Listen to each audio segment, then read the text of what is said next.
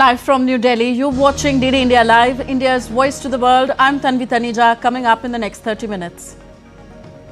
On International Women's Day, India's Prime Minister Narendra Modi launches development works in Gujarat, says India is now walking the path of women-led development.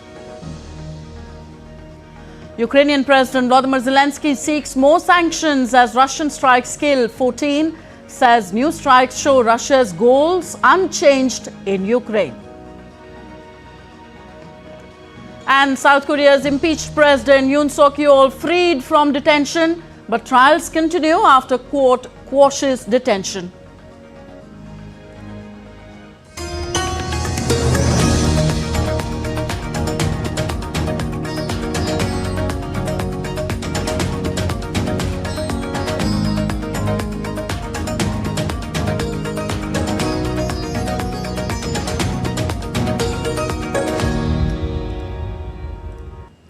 Our first news from India. Prime Minister Narendra Modi interacted with the beneficiaries of the Lakhpati Didi scheme in Navsari district of the western state of Gujarat on the occasion of International Women's Day on Saturday.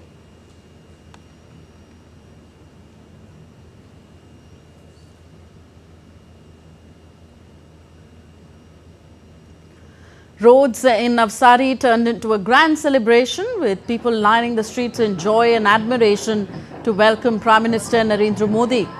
Interestingly, the security arrangements of the program were taken care of by the women police officials of the Gujarat Police.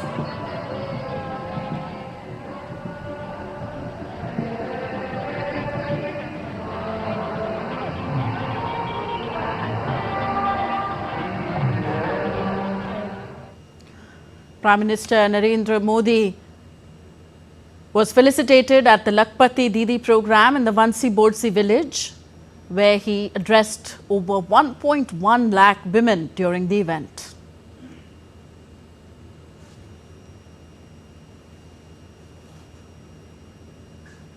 As part of the event, Prime Minister Narendra Modi also honoured 5 Lakhpati Didis with certificates.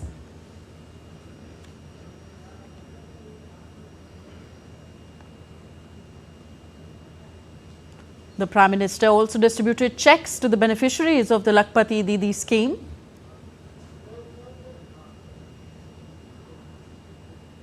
Prime Minister Modi launched 2 new initiatives by the government of Gujarat, G Safal and G Maitri. G Safal will provide financial assistance and entrepreneurial training to SHG women from Antyodaya families in 2 aspirational districts and 13 aspirational blocks of Gujarat. Meanwhile, G Maitri will offer financial support and mentorship to startups working to improve rural livelihoods. Addressing the gathering at the Lakhpati Didi Sammelan in Gujarat, Prime Minister Narendra Modi highlighted the transformative power of women's empowerment, stating that when women become Lakhpati Didis, they change the destiny of entire families. Gandhi ji कहते थे, देश की आत्मा ग्रामीण भारत में बसती है. गांधी जी के कि देशનો આત્મા ભારતના ગામડામાં છે. आज मैं उसमें एक पंक्ति और जोड़ता हूं. ग्रामीण भारत की आत्मा ग्रामीण नारी के सशक्तिकरण में बसती है. इसलिए हमारी सरकार ने महिलाओं के अधिकारों को और महिलाओं के लिए नए अवसरों को बड़ी प्राथमिकता दी है. आज भारत दुनिया की 5वीं सबसे बड़ी इकोनॉमी बन चुका है. हमारी एक बहन लखपति दीदी बनती है तो पूरे परिवार का भाग्य बदल जाता है. महिलाएं अपने काम में गांव की दूसरी महिलाओं को भी जोड़ती है. और मेरा तो विश्वास है, जिस काम को माताएं बहनें हाथ लगाती है ना, उस काम का गर्व भी बढ़ जाता है. धीरे धीरे घर से शुरू हुआ काम एक आर्थिक आंदोलन बन जाता है। सेल्फ हेल्प ग्रुप के इसी सामर्थ्य को निखारने के लिए बीते 10 वर्षों में हमारी सरकार ने इसके बजट को 5 गुना बढ़ा दिया। इन स्वयं सहायता समूहों को 20 लाख रुपए तक का बिना गारंटी का लोन दिया जा रहा है। India's President Draupadi Murmu inaugurated a national conference on the theme Nari Shakti Se Viksit Bharat in New Delhi today. The conference is being organized by the Ministry of Women and Child Development to celebrate the International Women's Day. Speaking on the occasion, the President said International Women's Day is an occasion to honor women's achievements, raise awareness of their rights and dedicate ourselves to promoting gender equality. DD India's Deepika Mehto has filed this report. India's President Draupadi Murmu led the celebrations on the occasion of 50th edition of International Women's Day through participating at an event organized in New Delhi.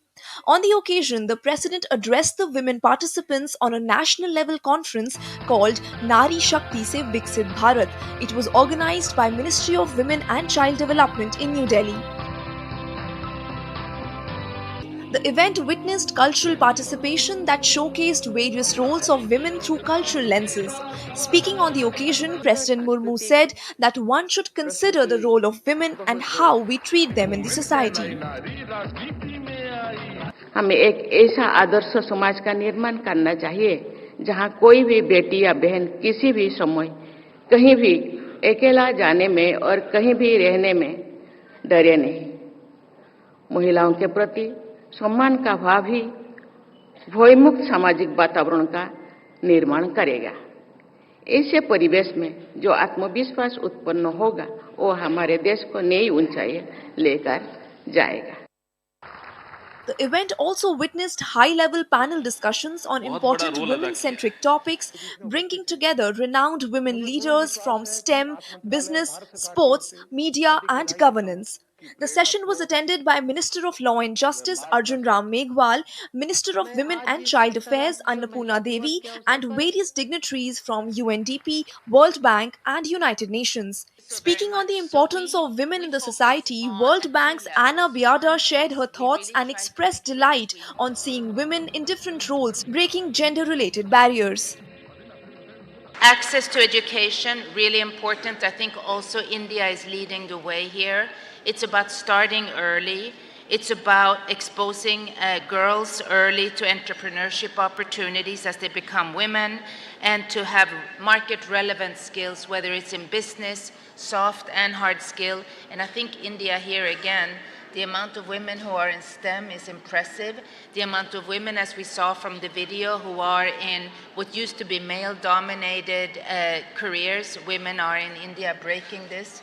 And I think we very much also appreciate that. On the occasion, the President also released a book called The Life and Contribution of the Women Members of the Constituent Assembly. To make it a buzz on social media, a mega campaign called #SheBuildsBharat was also organized. It saw great participation from the armed forces, paramilitary forces and Delhi police along with My Bharat volunteers, Anganwadi workers and Asha workers along with self-help group members. As India moves forward on the path of development, Nari Shakti will continue to be the cornerstone of a self-reliant and prosperous Bharat. Deepika Mehto's report for DD India.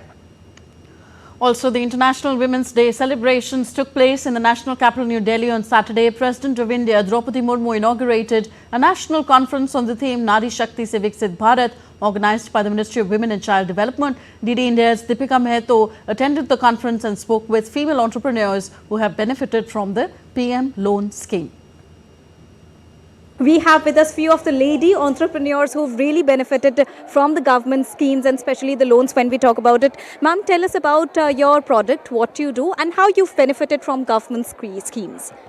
I have taken a loan from PMEGP scheme and I have a manufacturing unit of incense sticks, Itr and perfumes. And we are a GI tag company and I have employed 12 person in my company.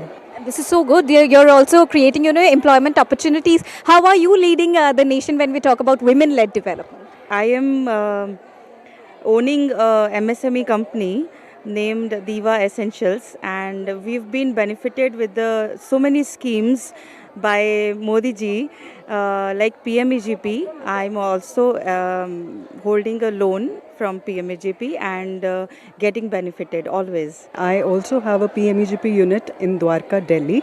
So I'm basically into cold pressed oils manufacturing and the natural foods. The best part why I took this loan and how it has helped me is I had an idea of getting into a different league because I wanted the community to benefit when we talk about the purity. So here when I joined Khadi, the best thing I got the opportunity was that I could launch my products through Khadi, and hence I got vision. I got the opportunity that people really noticed that there is something where they can find the pure products, right? So I also took the PMEGP scheme. Now the PMEG scheme helps create the employment. So yes, I have been a part of creating the employment also, and which is a real good satisfaction on my part. I would definitely be very happy to say thanks to our government who has launched all these schemes, and hence we are here, and we didn't meet, but yes, we were here to witness the whole event, and see the president, Mrs. Draupadi Murmu. She really is having a very good vision, and she being a woman, she really understands all the challenges that we all face. So yes, definitely a big thanks to our government who's really helping us to get the empowerment that, yes, everybody needs, every woman entrepreneur needs. All right. So there you heard that not only the employment opportunities are being created, but Make in India is also getting a boost through women entrepreneurs specifically. With camera person Vishwa Bandhu, this is Deepika reporting for Didi India from New Delhi. Still to come on this edition of Didi India Live. Myanmar junta chief announces plan to hold elections by January 2026. 53 political parties already submit lists to participate. And India and Japan hold their 7th army-to-army staff talks in New Delhi, discuss defence ties.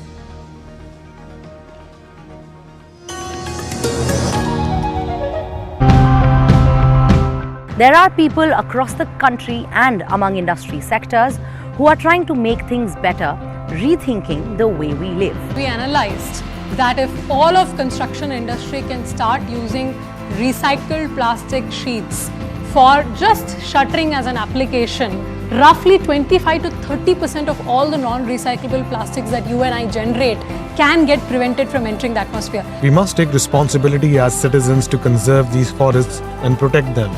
They represent the cultural heritage of our ancestors. That's a barrier made from larch, intended to dam water and help restore the wetland. We use natural dyes for the garments. We extract the dye the way our ancestors did by using natural products with some modifications.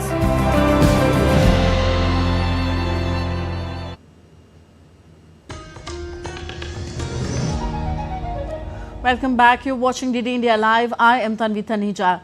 In a press briefing of India's Ministry of External Affairs, Foreign Secretary Vikram Misri discussed Prime Minister Narendra Modi's upcoming visit to Mauritius. This is scheduled for March 11th and 12th and will be the Prime Minister's first visit to Mauritius since 2015.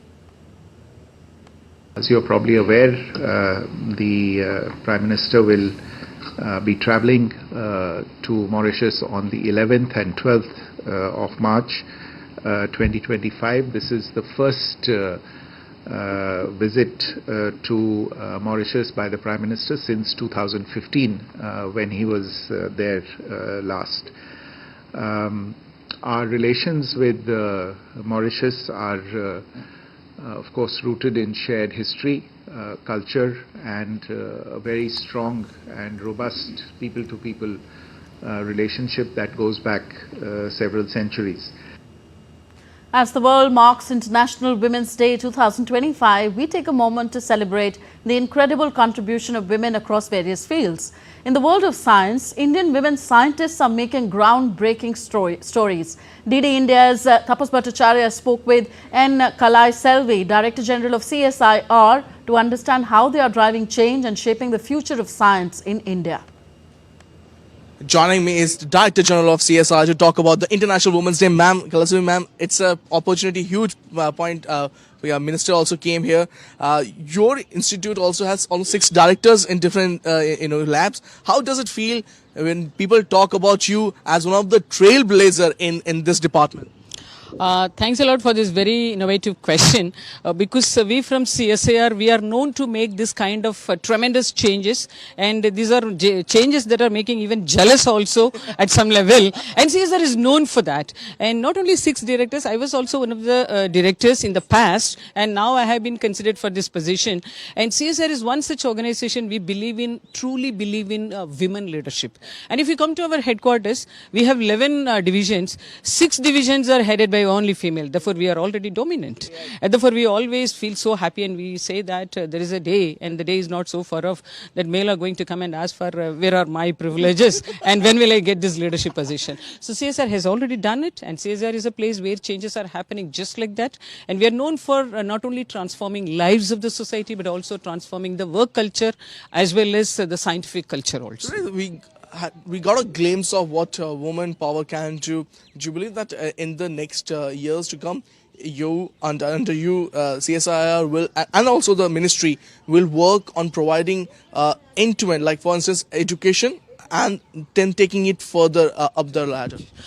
Actually, in CSIR, we do not only research, but also we create the next generation scientific leaders. As you rightly said, education. We also have an academy, which is called ACSIR, Academy of Scientific and Innovative Research.